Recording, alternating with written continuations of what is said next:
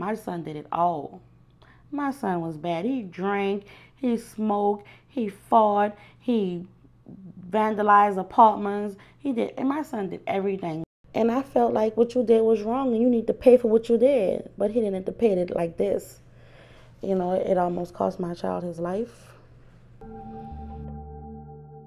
All in all, even though he did something wrong, he's still a kid.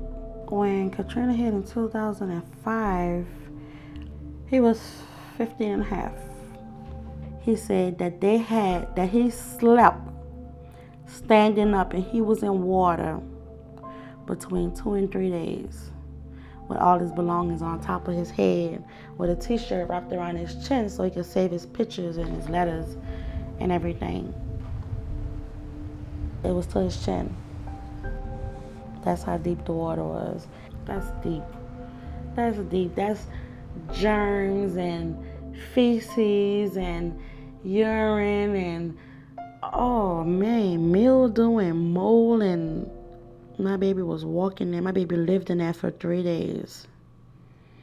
Not able to call home, not able to eat, trying to scavenge any little thing that you have to eat and trying to eat it away from other people because everybody else in the jail. You got to realize you're in here with a bunch of grown men and they're hungry too, you know. So if you have a candy bar, you have to try to eat away from these men because if they say you got this, you know, they could hurt you to get it. I mean, it was cutthroat.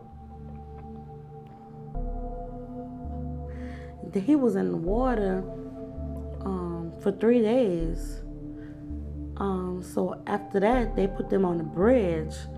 Being on the bridge for 2 days without food and water and not able to bathe and sitting in the sun while they're standing over you with guns, and it was unbelievable. That's when I got in the book and started calling all the DLC, the Department of Correction, and everybody because I had to see where my child went. Nobody knew. You know how that is to find out nobody knows where your child is? I don't know if my baby drowned. I don't know if they shot him because he tried to escape because he said, Mom, if I have an opportunity, I'm going to do it. So I don't know if he's a statistic. I don't know if he's on a boat and at the Astrodome. I don't know where my child is. And this was like that for a whole week. You know how scary that is?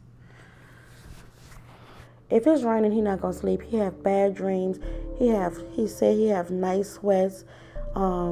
If it's raining or thundering here in New Orleans, he's going to constantly call and make sure we're okay, make sure it's not flooded, make sure we don't have to leave to evacuate where he won't be able to find us. It's traumatic. I mean, when you done been through that situation, that's not good, you know? And I just hope my son will be messed up for the rest of his life for something that happened, you know, that happened to him when he was so young.